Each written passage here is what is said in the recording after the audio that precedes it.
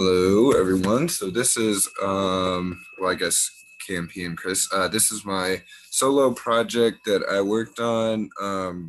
It's a JavaScript game, and essentially I'll be just showing you this little 15% video that you guys asked for, and this little demonstration. So first of all, just identifying target user / customer. What I developed is a online snake game pretty much, so people can compete for high scores and stuff like that throughout the class. It uses Firebase as its backend and to store the data and stuff, as well as just user authentication and stuff like that. So quickly, I'm just going to kind of go over the basic functionality of the game. It's already deployed here. I'm just going to go ahead and use it from here as well. So we'll approach this from a logout perspective. So logged out, this is what the website defaults to, both under personal high score and viewing 426 high scores. It says that you have to log in.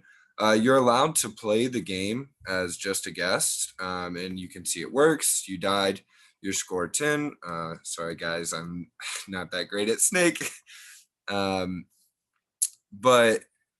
yeah, so you can essentially play the snake game no problem as a guest, and the only thing is here is that there's no backend usage. It's just the hard-coded snake game, and here the user's not going to be able to save their personal high scores, so we could get 70, die, nothing's going to happen here. It's not going to reach out to the backend and create anything. So I'm going to demonstrate two features here, the login and sign up that we have, and see how they just kind of differentiate. So first, the sign up, we'll go ahead and make one for Chris. So we'll say his display name is Chris, email chris@gmail.com, and then his password is just going to be Chris B. And just actually, I'll show you a little added functionality I created in here. So Google, the Firebase authentication actually requires that your password is 6 characters or longer, but due to the fact that this is only 5 characters, if I press submit, it's actually not going to do anything. So when I press submit, I actually got the error message to display here in red that the password should be 6 characters. That's just based on it going to the authentication service, trying to create a user, and then returning, catching that error and returning it under this HTML in red. So we're just going to add a 1 to the end of it. So Chris1 is his password, and that's going to sign us up. So now you can see on the right here, I'm actually not sure why. I always get this pop-up with signing in and stuff. The app still works the same, but I think Chrome just messes up sometimes and likes to tell me my password got stolen or something. Anyways, so now you can see on the right, it's displaying all of the signed in users and their data. And it's also displaying it in the top down. So I used a sorting algorithm, and I'll basically show you just quickly what the backend looks like a little bit. So I used Firebase, and basically whenever a user is created, I'll show you this. Whenever a user is created up here, it essentially runs in and it sets a specific document with their user ID, and it puts their high score at default 0, and it also takes their display name and puts it in there. So what you can see that right here. It creates it with their specific user ID. We're going to find Chris's real quick. So it created Chris's right here. Also put in his display name, and his high score is still 0. So now let's go ahead and head back to this. So now that Chris is logged in, we can press account, and this is pretty simple. Just fetches the user and displays his account details. So now we're going to play as Chris. So you can see my score goes up to 10 and now 20, and now this should be the highest score in the class. So when the snake dies, it's automatically going to update. There's not going to be any refreshing or anything. Chris is now at the top of the leaderboard, and also his personal high score is now here. And also in the account, you're going to see that his new personal high score is 20. So with that, I'm also just going to log out here. And this these high scores on the right, it essentially displays it top down from highest to lowest, and it only displays the top 10. All right, so I'm going to log in now with one of the other accounts that we saw on the right. So essentially, when we log in here again this morning, we're now Noriana. So you can see an account, we're signed in as that. Our personal high score is 10, and we still see that Chris is above us. So if we play this snake game again, and let's say we get to 30, and then we die. Right when it dies, it's going to submit it to the backend, change those values, and essentially refresh the entire UI. It doesn't actually refresh the page, just has event listeners, and I'll kind of show you what that looks like in the backend here. So I'm going to open up the game script, and we're going to scroll down to where the snake specifically dies so that we can see. So right here, the way the JavaScript snake game works essentially is that we have a canvas and then we have a snake that takes up squares in this canvas. And so the main function is a recursive formula or a recursive function. And so every time essentially it's going to run through these and then call back to the main function. And then it's going to say, if the game is ended, execute these things and then return. And one of these executions is it's going to go to the Firebase authentication, grab our current user, and submit the score. And so it's going to pass in our user and it's going to pass in the score that we just ended the game with. So we can go to the authentication to see the submit score. So when we submit the score, it's essentially going to have two variables, our personal high and our display name. It's going to go grab the data. And once it grabs the data, it's going to set these variables right here to the high score and display name. And now it's basically just going to update it. And if our score that was passed in here is higher than their personal high, then it's going to set their new high score as the score. And so essentially that is just going to, once it does that, I'll show you up here. There's a snapshot listener for all the score data when the leaderboards and UI are set up. So essentially, Firebase has this cool feature to where it automatically listens for when something in the database has changed.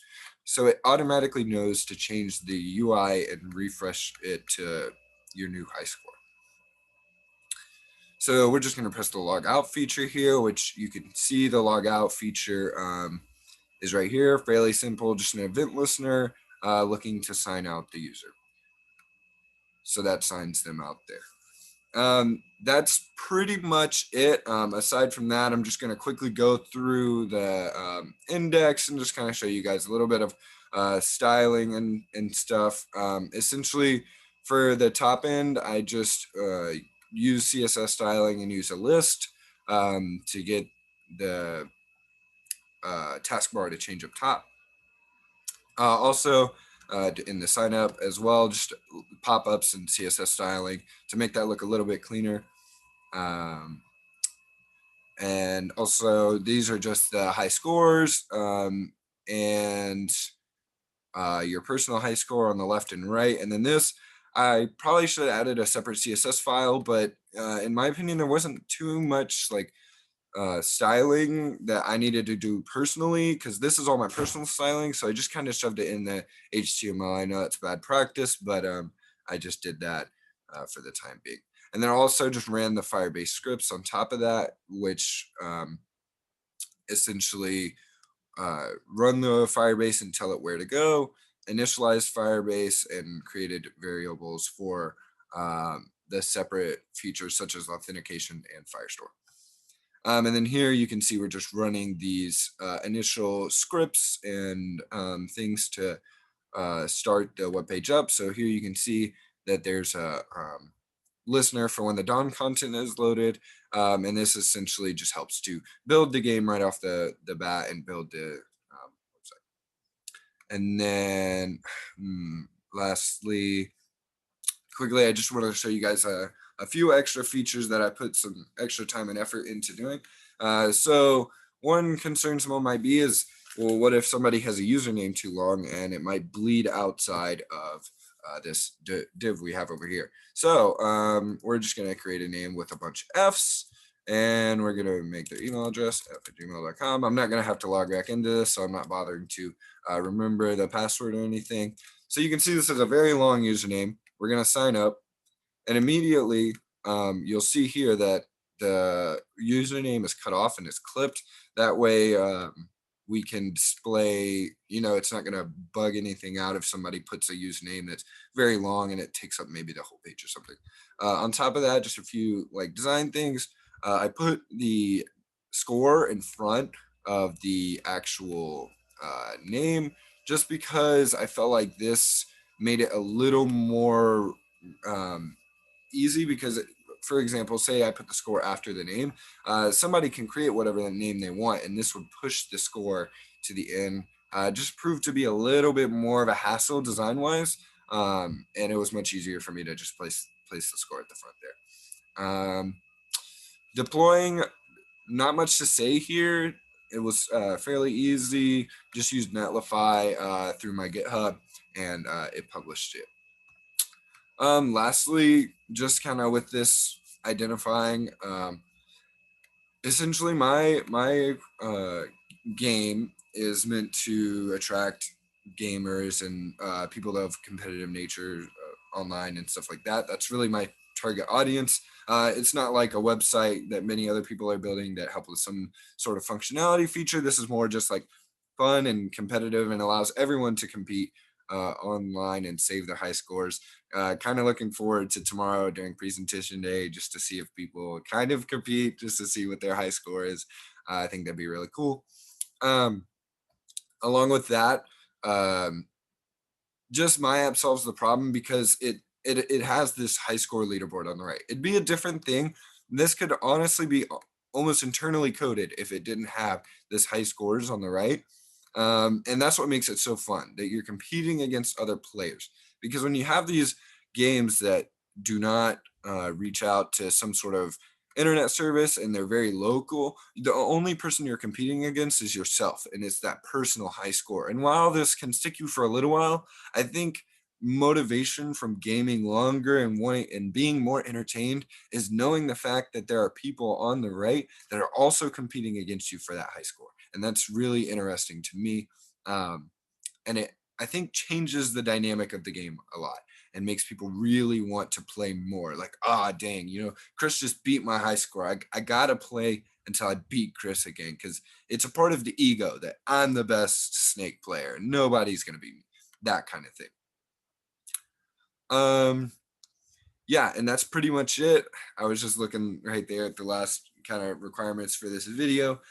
Fairly simple program here, just a nice competitive one, a project that I really enjoyed, truly, honestly, because I want to go in video game development, and I'm so happy to have actually developed this, because this is going to look phenomenal on resumes and my GitHub and stuff like that. So super excited, super excited to see what you guys think about it tomorrow. And yeah, thank you guys so much for this opportunity in Comp 426. I feel like I've learned a ton. And it's been a great class. So thank you, Chris. Thank you, KMP. And yeah.